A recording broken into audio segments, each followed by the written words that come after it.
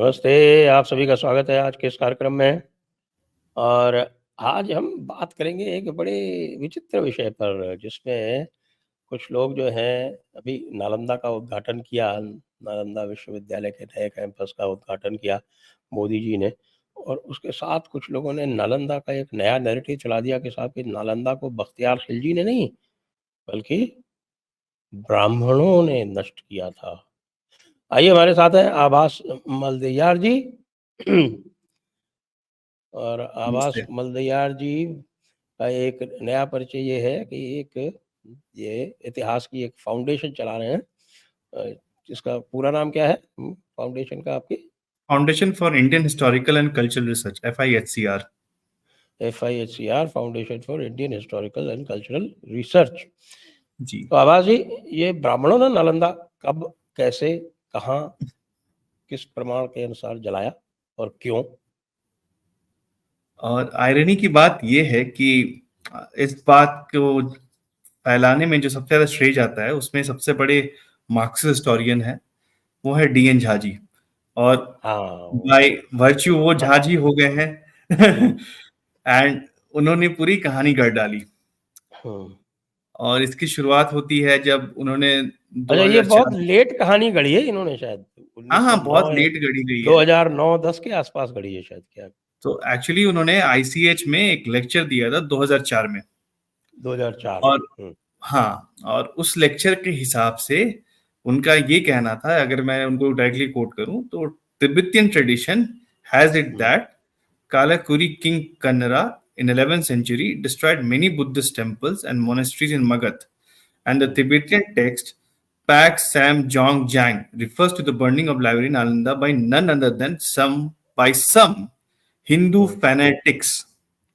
हम्म, तो ये उनके जो ICH के लेक्चर है, उसमें ये सबसे पहले उभरा था। और हम्म, उसके बाद इस बात को लेकर के, लेकिन यहाँ पे गौर करने वाली बात ये है संजय जी, कि जो शब्द यूज किए गए हैं वो है हिंदू फैनेटिक है क्यों, हम्म, और उसके साथ साथ ये भी है, दूसरा कीवर्ड है तिब्बतियन ट्रेडिशन। हम्म, तो अगर आप किसी ट्रेडिशन के मान पे इतिहास को समझना चाहेंगे तो एक बड़ी परेशानी का विषय है, क्योंकि आपने एक तरफ से तो हमारे ओरल ट्रेडिशन जो है, हिंदू ओरल ट्रेडिशन, उसको पूरी तरह से निष्कासित कर दिया है कि ओरल बिल्कुल, उसको तो मानते ही नहीं है, कहते हैं ये पुराणों को ही नहीं मानते। बिल्कुल, आप पुराण को नहीं मानते हैं, आप उसकी टाइमलाइन को नहीं मानते हैं। तो ऐसे में जहां पे भी आपको हिंदू के अगेंस्ट अगर बात करनी होती है, तो आप इस्लामिक ओरल ट्रेडिशन को भी उठाते हैं। और आज के नए के दौर में जो नियो मार्क्सिस्ट हैं, उनके लिए तो बुद्धिस्ट टेक्स्ट का ट्रेडिशन भी एक तलवार की तरह बन के आ जाता है अगर हिंदू के सर को काटना है।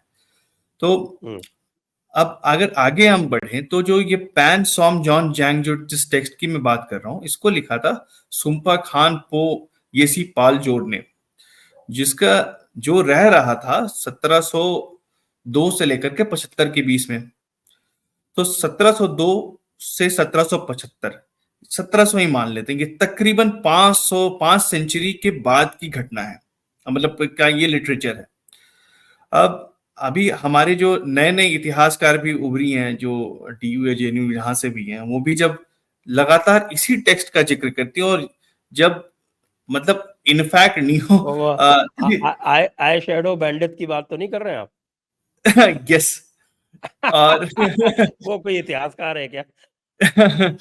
और जब और जब इनफैक्ट, मतलब हालांकि दिलीप मंडल से तो मैं सभी बात से डिसएग्री करता हूँ मोस्ट ऑफ द टाइम्स, पता नहीं उनको क्या अचानक से हो गया या क्या, अब जिस नए अवतार में दिख रहे हैं। तो खैर, हम्म, उन्होंने भी जब ये बात बोला कि जो प्राइमरी सोर्स है वो ये बताता है कि खलजी ने ही डिस्ट्रॉय किया था, तो वो भी उनको जवाब दे रही है कि जो ब्राह्मणों ने डिस्ट्रॉय किया है, उसके लिए हमारे पास सोर्स है।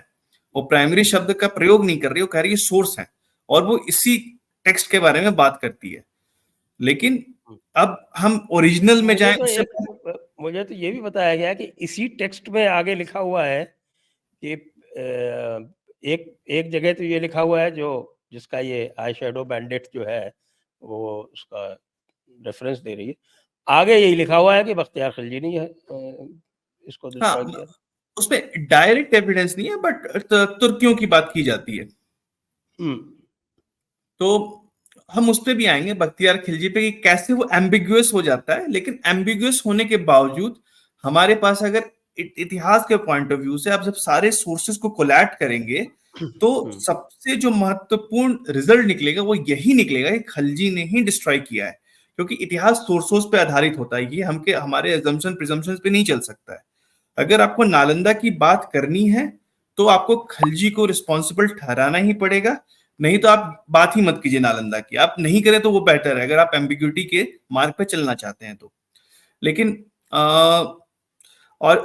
इससे पहले कि हम उस टेक्स्ट के डिटेल में जाएं, ओरिजिनलिटी में, हमको ये भी देखना जरूरी है कि उसके ट्रांसलेशंस क्या हुई थी और कब हुई, कैसे हुई। तो उसको सबसे पहले जिस इंसान ने ट्रांसलेट किया था वो था 1908 में, और जिस शख्स का नाम था शरद चंद्र दास। और ये 1908 में ट्रांसलेशन छप करके आई थी। और वो एक बहुत बड़े तिब्बतियन स्कॉलर थे। लेकिन ये जो तिब्बतियन स्कॉलर थे वो मकौले प्रोजेक्ट जो था तिब्बत में स्पाइंग करने के लिए, उसके स्पाई के थ्रू वो गए थे। ही वाज अ स्पाई, और मकौले से बहुत इन्फ्लुएंस थे, और वो बहुत दिनों तक एशियाटिक सोसाइटी में काम भी करते रहे। और जिस समय ये सारे लिटरेचर पनप रहे थे उस समय आर्यन इन्वेजन की मिथ भी बहुत स्ट्रांगली एशियाटिक सोसाइटी प्रोपेगेट कर रही थी। और मतलब मुझे पूरा भरोसा है कि जितने भी ये हिस्टोरियन हैं उन लोगों ने तिब्बतियन टेक्स्ट तो पढ़ा नहीं होगा। उन्होंने बिल्कुल ही इस शरद चंद्र के उस टेक्स्ट को उठा करके उसके ट्रांसलेशन के हिसाब से ये बात कर रहे हैं।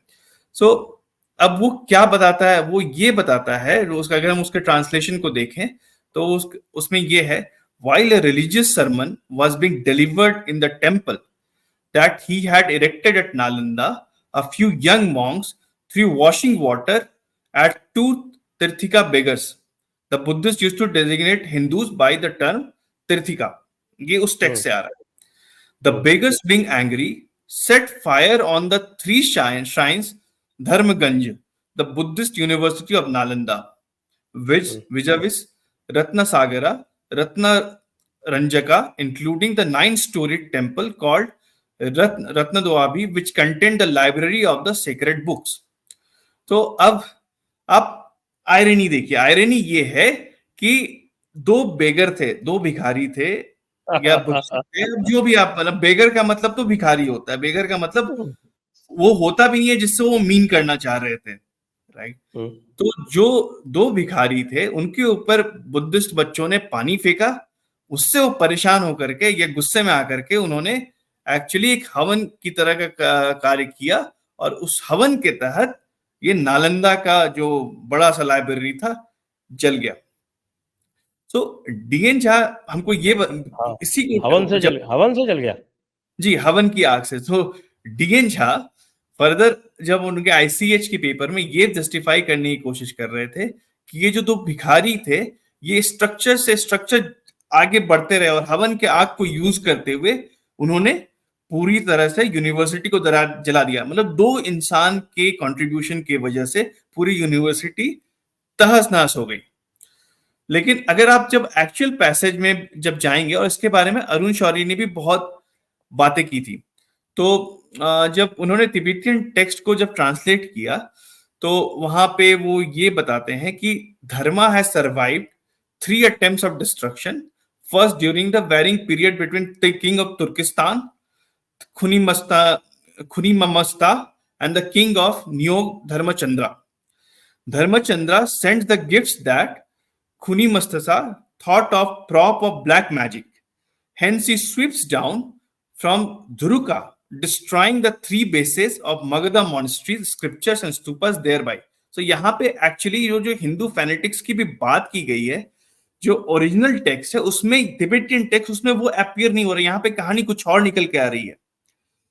लेकिन जो अगर आप ट्रांसलेशन को भी पकड़ते हैं और अगर इस ओरिजिनल टेक्स्ट को भी पकड़ते हैं, कहीं से आपको ऐसा नहीं लगेगा कि इतना जायनॉर्मस स्ट्रक्चर जो है उसको इस तरह से जला दिया गया होगा या डिस्ट्रॉय कर दिया गया होगा। इसके बारे में हमारे पास कोई भी पुख्ते सबूत नहीं है, क्योंकि जो भी नालंदा गए, अगर वो नालंदा जाकर के देखेंगे तो नालंदा में जो बर्न्स है वो इतने डीप है, ब्रिक्स के बीच में आपको अंदर अंदर तक जली हुई चीजें नजर आती है। जो अनाज के दाने हैं वो ग्रेनरीज में चिपक गए हैं, इतनी गंदी आग लगाई गई थी। और इस तरह का भीषण आग लगाने के लिए आपको बहुत ही बारूद या कुछ ऐसी चीजों की जरूरत पड़ेगी, कुछ तो ऐसा हो चाहिए जिससे आप उसको पूरी तरह से इग्नाइट कर सकें, नहीं तो उतनी बड़ी यूनिवर्सिटी इतनी आसानी से नहीं जल सकती है। और again referring back to that text, Tibetan text, उसमें फर्दर ये बोलते हैं, uncle of Khuni Mastasa revived the three bases. He gets restored almost all shrines and builds 84 new, helping the dharma to survive. In next round, the teacher taught Praj Parampita for the 20 years in the who taught Pasi Parampita for 20 years is assassinated by burglars from Dhuruka. His blood turns into milk and many waters emerge from his body and he goes to the sky. अब इस तरह की कहानियों की बातें हो रही है कि जो खून है वो मिल्क की तरह कन्वर्ट हो जाता है और फ्लावर्स के साथ मिल करके वो आसमान में चले जाते हैं वगैरह वगैरह, इस तरह की बातें हो रही है। और उस तरह के टेक्स्ट को रिफर करके मार्क्सिस्ट इतिहासकार हैं वो हमको ये बता रहे हैं कि भैया एक हवन हुआ था, उस हवन में आग उठा करके उसको जला दिया गया। तो rational is very far from what the discourse these people are trying to bring in, और इस पे बिल्कुल भी हम ट्रस्ट नहीं कर सकते हैं। अब उसके बाद और भी जो कहानियां ये गढ़ करके लेकर के आते हैं, उसके बाद एक नया ओपिनियन ये है, और ये सब मैं डीएन झा की ये से ही बता रहा हूं, जो उनकी जो पेपर है, fire rained over building using the siddhi. उन्होंने सिद्धि का इस्तेमाल करके अपनी सिद्धि से पूरी तरह से आग की बौछार करवाई, आग की वर्षा हुई।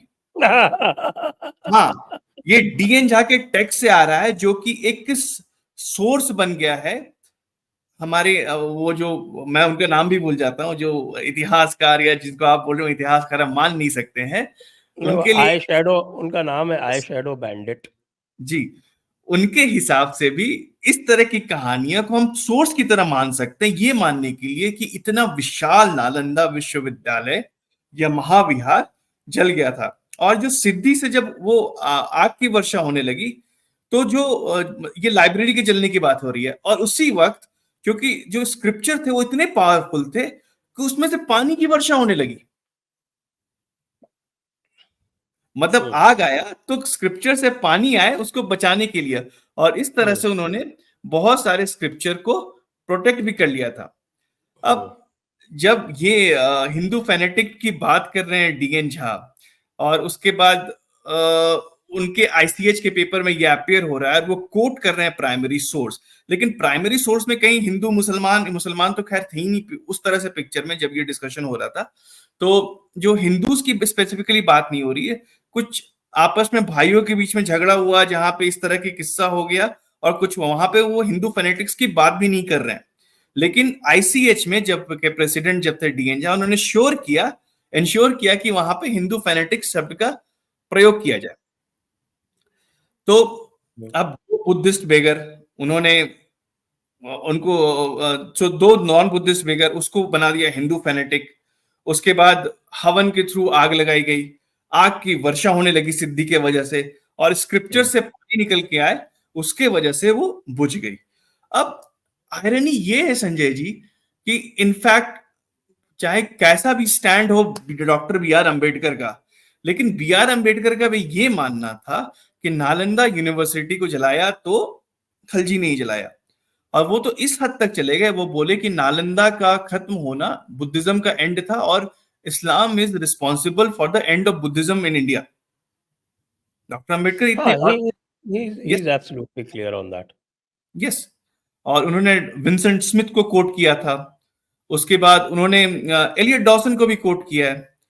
अब आप इतने सारे स्कॉलर्स हैं, सबको नकार करके आप ये बोलते हैं कि नहीं हम भाई ये डीएन झा की वो सिद्धि वाली कहानी को मानेंगे। आप तो हमारी सिद्धि वद्दी पे विश्वास नहीं करते हैं, आपको तो हमारे तंत्र शक्ति पे भरोसा है नहीं, लेकिन जब आपको हमको नीचा गिराना ये तो बात जो है बहुत ही हल्की और बेवकूफी भरी है, लेकिन इस्लामिक एविडेंस क्या कहती है?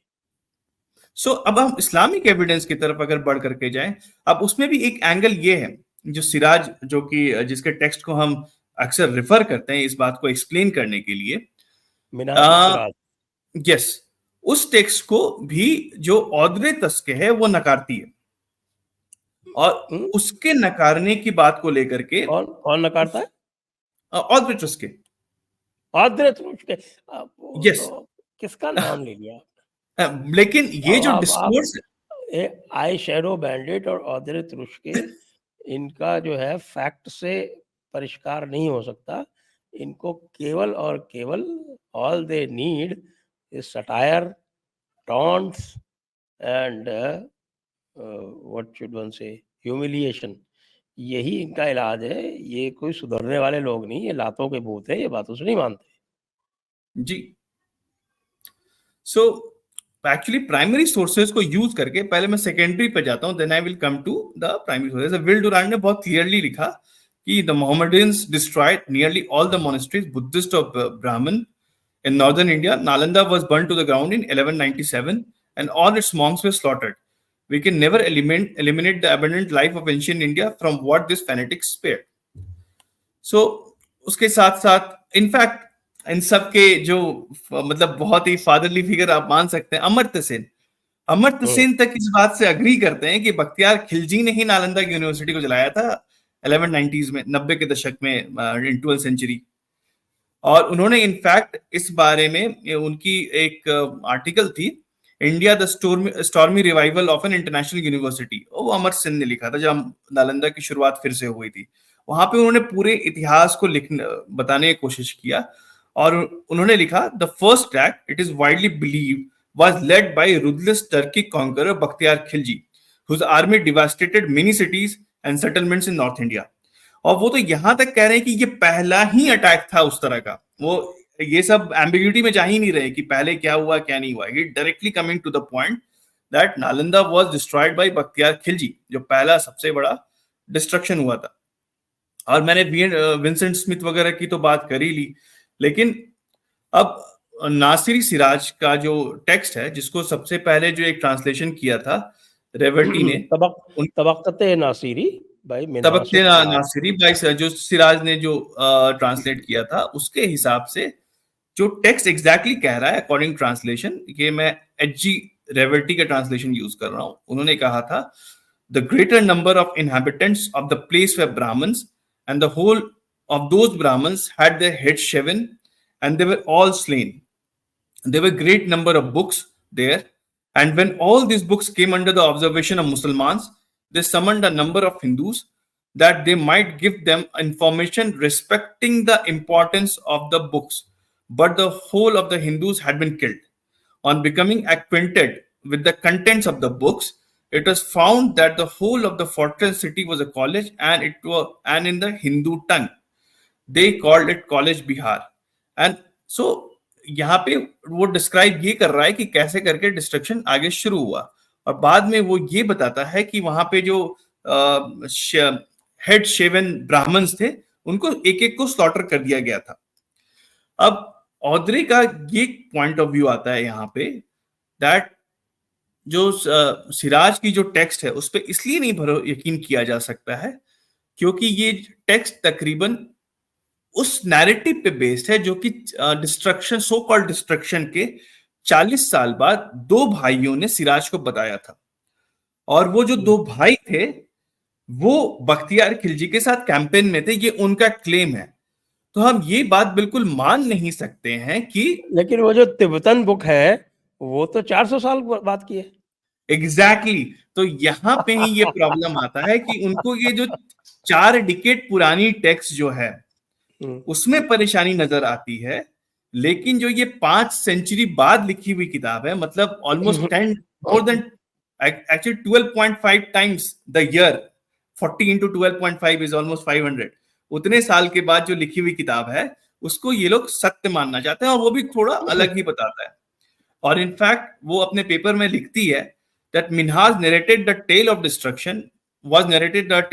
destruction by a person from Fargana, Samsuddin, around 50 years after the incident is said to have happened. Hence, this can't be considered as evidence. The place is not specifically identified as Nalanda, and scholars misinterpret Jujani's fortified city as Bihar Sharif. She points it to be a mistake of trying to read out the Vihara as Bihar, as how the Brahmins have been seen as the Buddhists. मतलब उनको ये confusion हो रहा था कि बिहार शरीफ और नालंदा तो बगल ही बगल है। एग्जैक्टली कभी बिहार का मैप भी नहीं देखा ठीक से। बिल्कुल। और ऑर्डरे पॉर्डरे क्या है वो? ऑर्डरे यस, फ्रुशके। तुर्शके हुँ, तुर्शके तर्क तुरुष्के नहीं है, वो फ़ॉल्शके है, फ़ॉल्शके। या हुँ, और उसको ये परेशानी हो रही थी कि टेक्स्ट में फुटनोट में रेवटी ने हिंदू शब्द का प्रयोग किया है, तो बोली कि अगर हिंदू है तो इट डजंट मैच आउट कि ये करके। लेकिन सत्य ये है कि 11-12 सेंचुरी के बाद जो जितने भी जो बुद्धिस्ट थे उनको भी जो अफगानी वर्ल्ड थी उनके लिए वो हिंदू थे, क्योंकि तब तक अफगानिस्तान से इस बुद्धिज्म ऑलमोस्ट ओवर हो चुका था। जो थोड़े बहुत जो ट्रेस बचे थे वो हिंदूज के बचे हुए थे, तो जितने भी नॉन इस्लामिक थे उस जगह पे उनको वो हिंदू मानते थे, इसलिए कई बार हिंदू शब्द का प्रयोग भी होता था। और इसको सतीश चंद्रा, एक और मार्क्सिस्ट हिस्टोरियन है, उन्होंने इस बात को बहुत अच्छे से एक्सप्लेन किया है कि अफगानिस्तान में कैसे बुद्धिज्म का एंड हो गया और वहां पे सभी लोगों को हिंदू की तरह देखा जाने लगा था। लेकिन और इसमें अगर कोई थोड़ा लॉजिक लगाएगा संजय जी, तो एक्चुअली ये जो तीन जगह है, विक्रमशिला, उदंतपुरी और ये नालंदा, सो उदंतपुरी और विक्रमशिला का जिक्र होता है, सिर्फ नालंदा का जिक्र नहीं है, इसलिए नालंदा पर ये लोग बातें करते हैं। तो आपको जो तीसरा पॉइंट है उस पे पहुंचने के लिए आपको नालंदा क्रॉस करके ही हम जाएंगे। और जो विक्रमशिला का डिस्ट्रक्शन है, उदंतपुरी का जो डिस्ट्रक्शन है, is in exactly in the same year, एक ही साल में, मतलब अप्रोक्सीमेटी में हुआ है। तो जब ये बख्तियार खिलजी वहां से गुजर रहा है और जब इस तरह हुँ, के एविडेंस आ रहे हैं, बिहार वगैरह शेव्ड हेड ब्राह्मण्स को स्लॉटर कर दिया गया, किताब हुँ, जलाए गए वगैरह वगैरह, तो आप उसमें एम्बिग्युइटी देखना अगर चाहेंगे तो ये आपकी मीननेस है। एक्चुअली वो रास्ते से होकर के वो जा रहा होगा, अगर उसने उदंतपुरी और विक्रमशिला जलाया है, डिस्ट्रॉय किया है, why won't he destroy the this structure? और वो तो ऑब्वियसली पॉसिबल नहीं है। और इनफैक्ट कोई भी अगर मैप देखेगा तो they will know it very clearly. Actually Udantapuri से बिल्कुल नक करके नालंदा आता है और विक्रमशिला पूरे ईस्ट की तरफ चला जाता है बिहार में, और नालंदा और उदंतपुरी थोड़ा सेंट्रल। विक्रमशिला तो भागलपुर के पास पड़ जाता है जी, फिर जाके। जी, थोड़ा ईस्टर्न हो जाता है। और नालंदा हुँ, और उदंतपुरी एक साथ आते हैं, तो जब आप अगर ऊपर से जो ट्रैवल वो कर रहा था तो पहले ही विल इधर कम टू नालंदा और उदंतपुरी, दोनों इंटरसेक्ट करते हैं एक दूसरे को, और हुँ, उसके बाद ही वो विक्रमशिला की तरफ बढ़ सकता है अगर कोई रूट को ट्रेस करना चाहे तो। और सबसे आश्चर्य की बात क्या है कि ये सारे लोग धर्मास्मीन की को कोट करते हैं। धर्मास्मीन एक और एक मॉन्क था जो कि 1230s में, 1230s वगैरह के आसपास नालंदा पहुंचा, और वो ये आर्ग्यूमेंट देते हैं कि अगर नालंदा डिस्ट्रॉय हो गया था तो फिर से वो कैसे आ गया, मतलब how he can come back again. लेकिन वो ये उसके अगर टेक्स्ट को हम पढ़ें तो उसके हिसाब से Nalanda existed but only with the ghost of the past glory. उसने ये डिस्क्राइब किया है, one once Nalanda house 7 temples, 14 big and 8 small monasteries, but all were damage by Muslim invaders. ये वो हमको बता रहा है। No one was there to look after them and make the offerings, with only two viharas, Dhanaba and Gunaba, existing in a serviceable condition. और उस further वो हमको ये बताता है कि thousands of monks had fled for the fear of Turks, but the chief abbot Rahula Sri Bandra, aged around 90, continued to stay, who had chosen against fleeing during Dharmasin's visit. 70 monk scholars studied under this chief about, मतलब तकरीबन 70 लोग उसके under पढ़ रहे थे। लेकिन situation जो है जगह का बहुत ही अच्छा नहीं है, और अभी भी लोग तुर्कियों और मुसलमानों से डरते रहते हैं। They still fear that they will come and destroy and do something. और ये उसी धर्मासविन के टेक्स्ट से आता है जिसको ये बोलते हैं कि ये आखिर आ कैसे गया अगर नालंदा का डिस्ट्रक्शन हो चुका था। जी। तो ये जो उदंतापुरी और विक्रमशिला की एविडेंस है, ये तो कंक्लूसिव है। इसी से जी, सिद्ध हो जाता है कि भई नालंदा भी उसी वेव में ही डिस्ट्रॉय की गई है। और बख्तियार खिलजी जो है, वो आपके कुतुबुद्दीन ऐबक के कहने पे ही तो जा रहा है ईस्ट में। अच्छा, यस, उसने कोई भी जगह नहीं छोड़ी यस, यस। और until he was killed by the Ahoms. Ahoms ने उसको मार डाला। जी, तब तक तो वो यही करता रहा, जहाँ भी जाता था वो यही करता था। जी, वो तो एक नंबर का फैनेटिक था। बिल्कुल। और इनफैक्ट जो ये पॉइंट ऑफ व्यू आता है कि आखिर बच कैसे गया नालंदा, मतलब पूरा डिस्ट्रॉय करना था तो पूरी डिस्ट्रॉय कर देते, ये भी तो इसके बारे में जो चागलो साबा चो श्री दापाल एक तिबेटियन टेक्स्ट है, उस जो कि बायोग्राफी है धर्मा सविन की, उसको जॉर्ज रॉरिच ने ट्रांसलेट किया था। तो उसने रीजन एक्सप्लेन किया है कि ये आखिर क्यों नहीं गिराया गया था। उसका रीजन ये है, पहला reason, the establishment had not many stone structures which could supply stone for erection of mosque. Second reason was it was too big to be thoroughly destroyed in one effort. Nalanda was not like Vikramshila on the highway leading to Delhi to Bengal, and so the work of completing its destruction required special expedition. पूरा अगर करना था तो on its numerous temples and monasteries, 2 monasteries were in serviceable condition, जो कि उसने बताया है हमको, और बाकी जितना था उसने डिस्ट्रॉय कर दिया। But definitely the destruction could not be further pursued. उसका कारण सिर्फ ये था कि उनको ज्यादा कुछ बेनिफिट दिखा नहीं। Library was the main target because of the text what it content. हाँ, वो तो जो इस्लामिक लोर है ना कि साहब की जो कुछ भी पढ़ने लायक है वो कुरान में है, और जो कुरान में नहीं है वो पढ़ने लायक नहीं है। तो इसलिए either way anything else other than Quran needs to be destroyed. Yes, this is the Islamic logic. यही तो इस्लामिक लॉजिक है। यस। वैसे आप ये बताएं कि ये पर्टिकुलर जो है ना, क्योंकि ये कि बड़ा इसके ऊपर जो है ना रिएक्शन आ गया लोगों का, और ख़ास तौर से इस वजह से क्योंकि प्रधानमंत्री जाके नया कैंपस इनॉग्रेट कर रहे थे। अदरवाइज इतना रिएक्शन हुआ क्यों? क्योंकि एक बड़ा इनॉक्यूअस सा बेवकूफ़ी सा ट्वीट था, उसके ऊपर लोगों ने रिएक्ट किया, तो फिर वो आई शैडो बैंडिट कूद पड़ी बीच में। समय समय पे ये पहले कहते रहे हैं इस तरह की चीज़ें। Why do you think there was so much of reaction?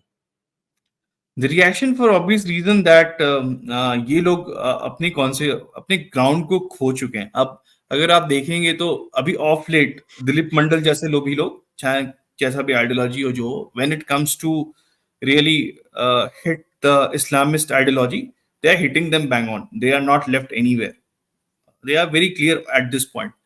और कहीं ना कहीं जो अंबेडकर का जो वो फेनेटिक एंटी इस्लामिक स्टैंड था, वो दिलीप मंडल जैसे लोग में नजर आ रहा है। दे कांट टॉलरेट एनीथिंग कि इस्लाम नहीं, इस्लाम मीन भीम का कोलैबोरेशन चल सके। और ये जो मीन भीम का जो कोलैबोरेशन है वो पूरी तरह से बस्ट हो चुका है। इसके बारे में बहुत सारे लोग काम कर रहे हैं, इतने सारे वीडियोस वगैरह आ चुके हैं, बहुत सारे अच्छे अच्छे पॉडकास्ट पास में भी हो चुके हैं मीन भीम चीज को बस्ट करने के लिए। सबसे पहले इसके बारे में डॉक्टर आनंद रंगनाथन ने संगम टॉक में बहुत पहले बात किया था, अंबेडकर के पॉइंट ऑफ व्यू को लेकर के, लेकिन वो उतनी मेन स्ट्रीम नहीं हो सकी थी वो बात। लेकिन पिछले 4-5 उसको डिस्ट्रॉय करने के लिए तो जोगिंद्रनाथ मंडल का पत्र पर्याप्त है।